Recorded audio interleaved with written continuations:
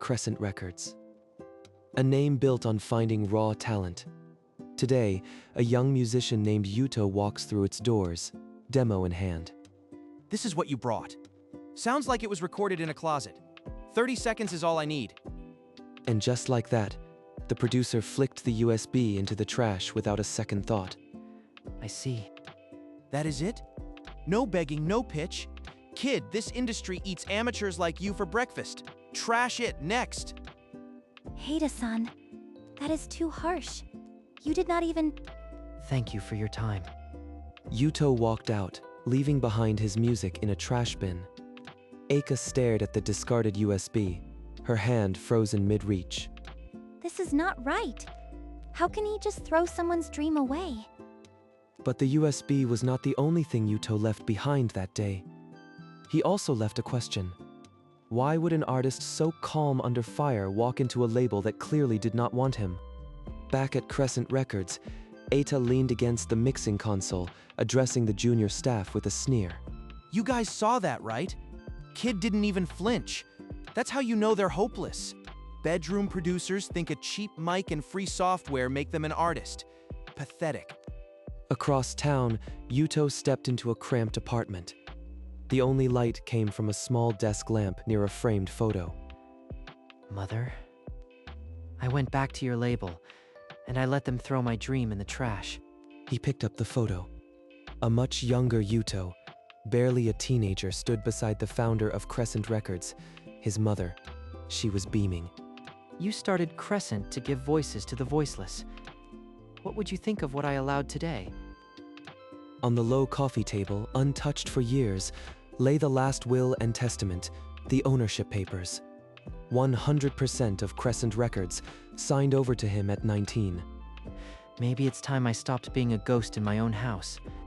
He opened his laptop and began drafting a message to Takagi. Subject: emergency meeting. Urgent A&R audit. In the CEO's office, Takagi was still at his desk at this late hour when an encrypted message flashed from a dormant contact. This sender ID. Impossible. Yuto Bakan has been radio silent since the funeral. This is Takagi. Yuto, is that really you? It is me, Takagi-san. Don't alert anyone yet. I need an emergency meeting tomorrow morning. Emergency meeting. What is going on? Are you in trouble? Not in trouble. I walked into Crescent today as an unsigned artist, to see how the label treats the unknown. You did what? Then you met Eita. Oh no, what did he do? He trashed my demo without a listen and called it amateur bedroom sound. I want every A&R log for this quarter. Understood. I will gather the numbers myself. Tomorrow we fix this. For your mother's vision. The emergency summons went out before midnight. Eita received it with a smirk, assuming it was about his latest signing. Takagi stayed at the office until dawn, pulling every A&R log file. The numbers made his hands tremble. 138 demos trashed this quarter alone, most without a single full listen. He printed the damning spreadsheet and sealed it inside a folder marked urgent. An emergency meeting first thing? Must be about the contract extension for that idol group I scouted. He pulled into the underground garage, engine purring, already composing his victory speech. Morning shift better have my espresso ready. I'm carrying this label on my back. Elevator ride up. Eita checked his teeth in the polished metal, straightened his collar. Showtime. Takagi-san, you're going to love what I have in the pipeline. Another hit. Guaranteed. The boardroom door opened. Takagi stood at the head of the table, face stone cold. Beside him, a second chair sat empty. In front of it, a sealed folder bearing the label A&R Audit. Eita strode in, leather bag swinging. His pace faltered when he saw the figure in the hoodie calmly seated beside Takagi. You? The bedroom reject from yesterday? Am I being pranked? Sit. This is no joke. I advise you to hear this with the gravity it deserves. The artist you met yesterday is Yuto. He is the sole and absolute owner of Crescent Records. Owner! That is impossible. The owner is some reclusive investor, not a kid in a hoodie. My mother founded this label. I inherited it at 19. I stayed anonymous so the music could speak for itself. So this is a setup. I did my job. Your demo was amateur. I have gut instincts for a reason. Yuto opened the folder and slid a printout across the polished wood. The circled number was damning. 138 demos this quarter. You rejected everyone. Hardly any listened past the intro. Eita's mouth opened, but the rehearsed comeback died in his throat. The room suddenly felt several degrees colder. Effective immediately. Every demo will be logged and listened to in full. No more discarding after only 30 seconds. The CEO and owner are aligned. The policy is binding as of this morning. This is absurd. You think you can overturn years of expertise with a single meeting? Your expertise, Eita, has produced 138 rejections. Today, you are reassigned to artist services. Artist services? That is a cubicle job. You cannot do this to me. With a 60% pay cut. Be grateful you still have a position at all. I have connections across this entire industry. You will regret humiliating me in front of Takagi. He slammed his palms on the table, grabbed his bag, and stormed out, leaving a ringing silence. He will cool off, or he will not. The label will continue. Yuto nodded once, then rose. As he left, he glanced at the empty chair Eita had occupied, a quiet resolve settling in. Yuto walked the empty morning corridors, the weight of the confrontation settling into his shoulders. A familiar teal-haired figure watched from a wall. That's him. He looks even more crushed than yesterday, and I just stood there. That evening, the building empty, Aika returned to the studio. Her eyes found the trash can. She plugged the USB into the mixing console, slipped on the headphones, and pressed play. These aren't bedroom chords. This is someone who has held this inside for years. The track built slowly, layers of ambient synth, and a raw, honest vocal that seemed to speak directly to her. Eita called this amateur? This is the sound Crescent was built on. I won't let this disappear. Not this track. Not this artist. She saved the file 3 times and clutched the USB like a lifeline. By morning, she had decided. She would find the musician called Yuto, no matter how many doors she had to knock.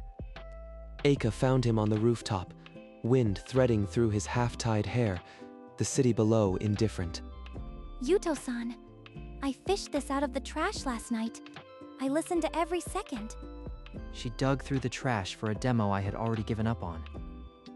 I was the engineer in the room that day. I didn't stop Eita. I should have. Why bother? The label already heard me. It was a fair rejection. No label heard you. One arrogant man threw it away. Your music is exactly what this label was built for. She sounds like Mother. The same fire. Let me produce it. No A&R games. Just the truth of what's on this drive. I don't trust many people, but I'll trust someone who pulled my dream out of the trash.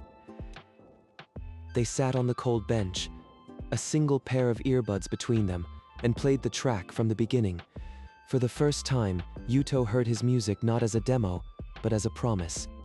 The next morning, Yuto stood before the heavy studio door, his fingers frozen against the metal handle.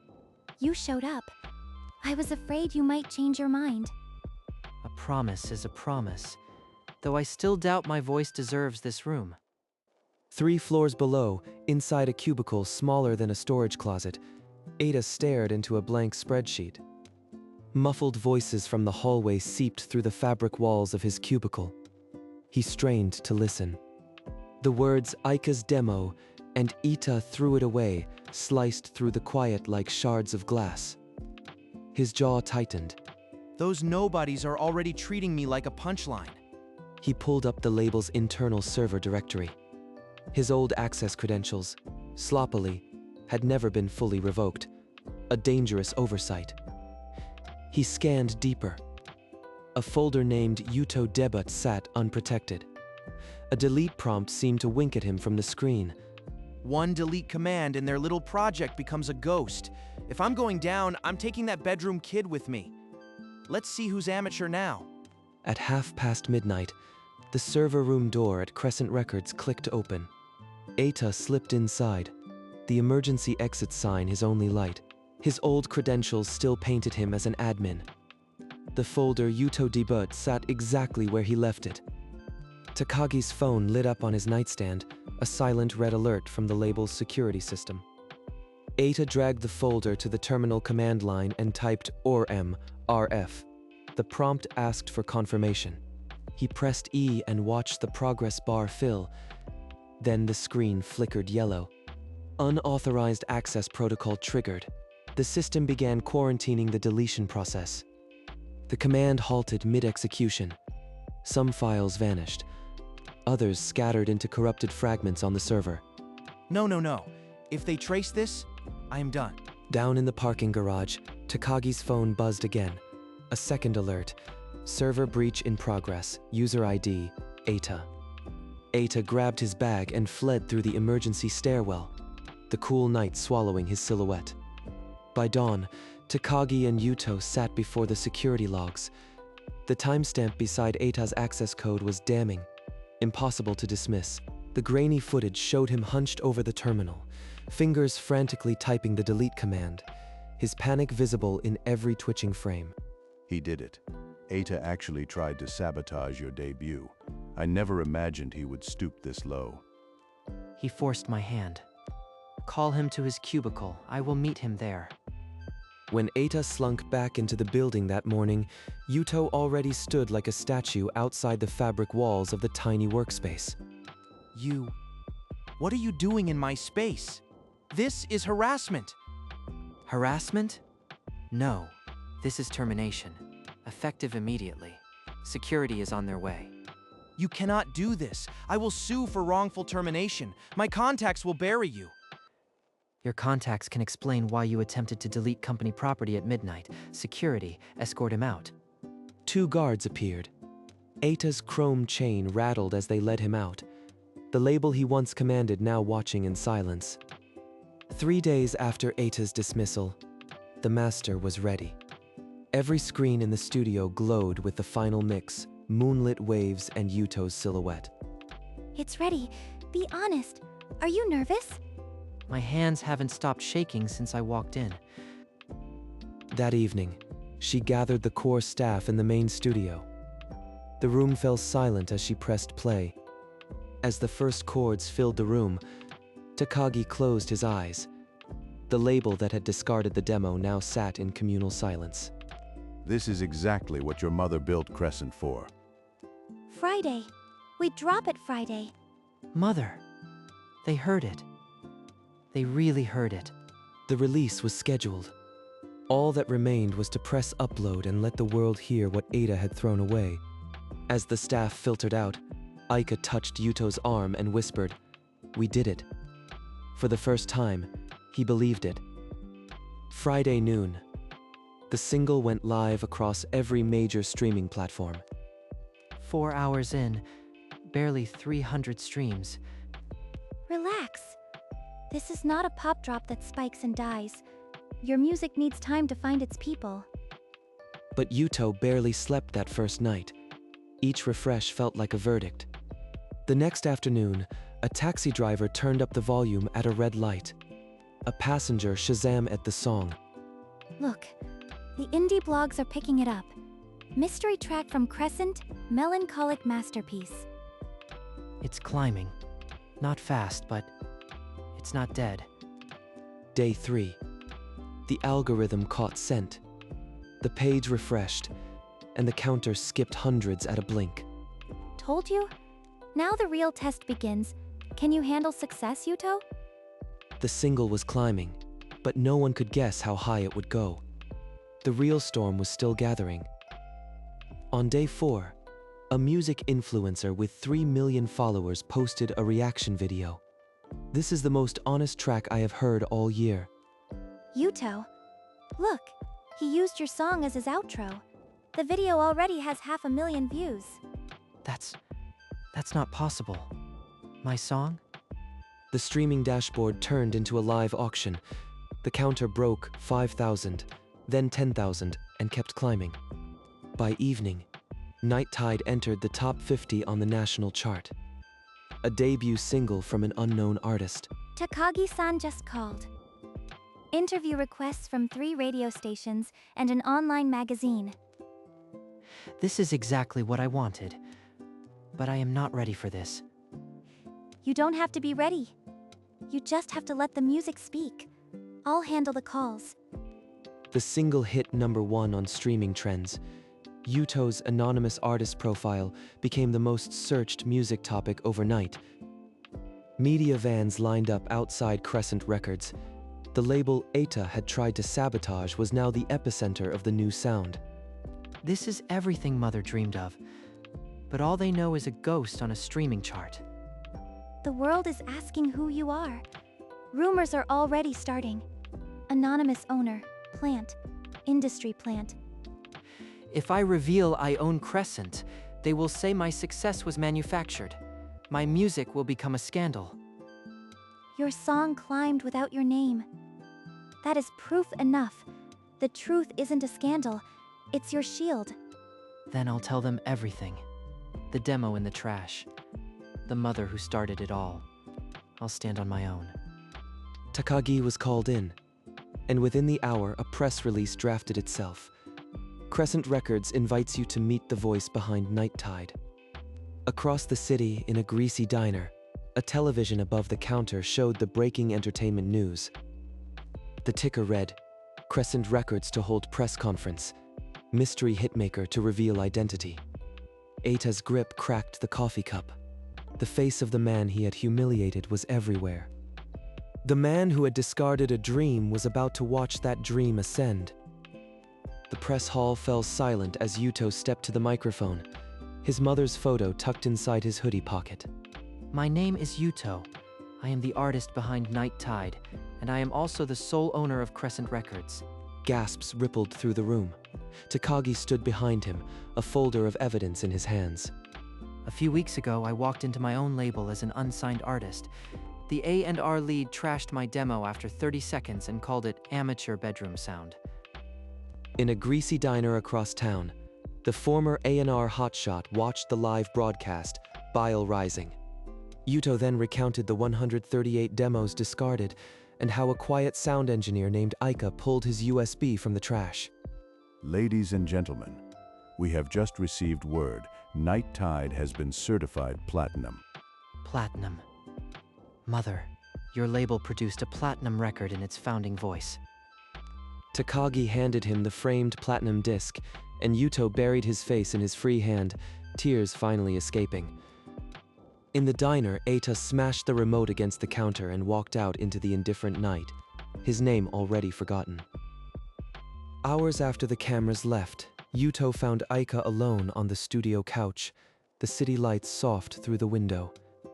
Aika, I could not have done any of this without you. You did the music? I just pressed record. She always deflects, but she pulled my whole future out of a trash can. I was just so angry that day. No one should have the power to throw away a dream like that. She pulled out her phone and split the earbuds again. The first chords of their platinum track filled the silence between them. This is what it feels like when something is real. I do not want this song to end. I do not want this moment to end. His fingers brushed hers, hesitant. She did not pull away. Instead, she laced her fingers through his. They sat in the dim studio, hands locked, a promise neither needed to speak aloud. 2 weeks after the press conference, Eita pushed a mop across an empty concert hall floor, his golden chain hidden beneath a janitorial uniform. The industry grapevine had blacklisted him. Every resume and every old contact now returned only silence. In the locker room, he turned on an old radio. The first notes of Night Tide spilled out, filling the stale air. This song. I was in the same room when it started, and I threw it away. If I had just pressed play past 30 seconds, everything would be different. But regret held no volume in this room. only the dirty mop bucket and the distant echo of a platinum hit he could have signed. He yanked the dial to silence, but the song had already ended. Static hissed. The transmission was over. His name, his career, his arrogance, all static now. He grabbed the mop and went back to the empty hall. The stage lights were off.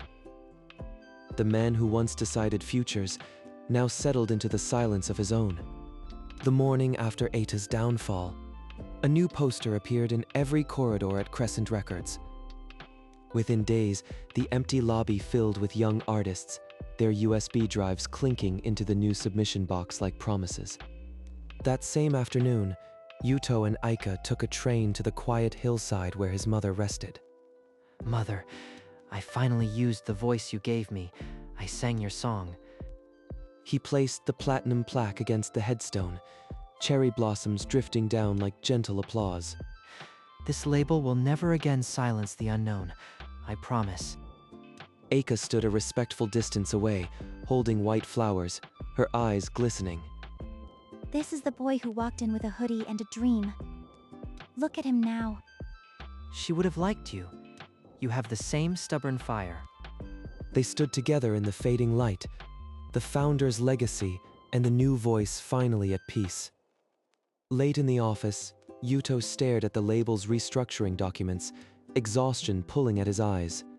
Aika appeared quietly, 2 steaming mugs in her hands. You are still here? The studio closed hours ago. I could not leave while you were still buried in paperwork. You have been carrying the label on your shoulders all day. You are always the one who finds me, Aika, even when I am lost. And I think I have been lost in you for a while now. Yuto? Are you saying what I think you are saying? I am saying I love you. I have been too scared to say it, but after everything, after you saved my music, after today at the grave, I cannot stay silent anymore. Then stop being silent, because I love you too. I think I have since the moment I pulled that USB from the trash. She set the mugs down, and without another word, she kissed him. Soft and sure, like the final note of a song that finally found its melody. I have something for you. She pulled out a custom guitar pick, both their initials engraved. So you never forget who is your #1 producer. He took the pick, his smile reaching his tired eyes. In the quiet office, surrounded by the tools of their trade, they were no longer just label and artist. They were partners in every sense. As the season turned, Crescent Records Studios hummed with a new kind of energy. The open demo policy had thrown the doors wide. One by one, the submissions became finished tracks, and the tracks climbed the streaming charts without any gatekeeper's bias. Within 6 months, 3 new voices from the demo box had singles in the national top 20. The label's reputation is no longer a gatekeeper, it is a home. Your mother's dream, Yuto, is alive again. That afternoon, Yuto gathered the entire label staff in the main studio to speak. Crescent Records was founded to give voices to the voiceless. Today we proved that mission still beats in every corridor. The room erupted in applause, not for the owner, but for the artist who had dared to walk into his own label unheard. Aika stood at the back, her teal hair catching the light, a quiet smile on her face as she watched him. The lobby submission box overflowed daily. Each USB a new dream. Each dream now guaranteed a fair listen. Crescent Records had become the industry's most artist-friendly label. And at its helm stood a young man in a hoodie who once had his music thrown away. Evenings in the studio became their sanctuary. Yuto sat at the mixing desk. Aika beside him, a new track blooming on the screen. Raise the piano layer here. It will feel like a heartbeat.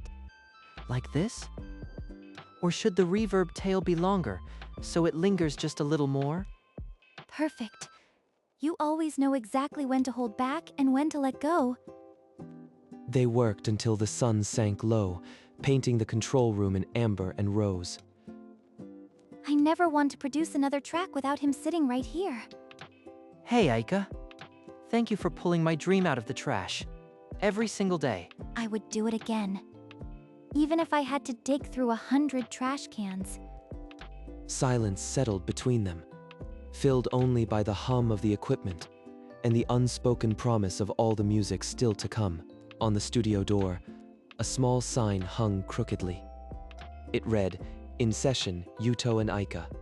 The heart beside it had been drawn by hand.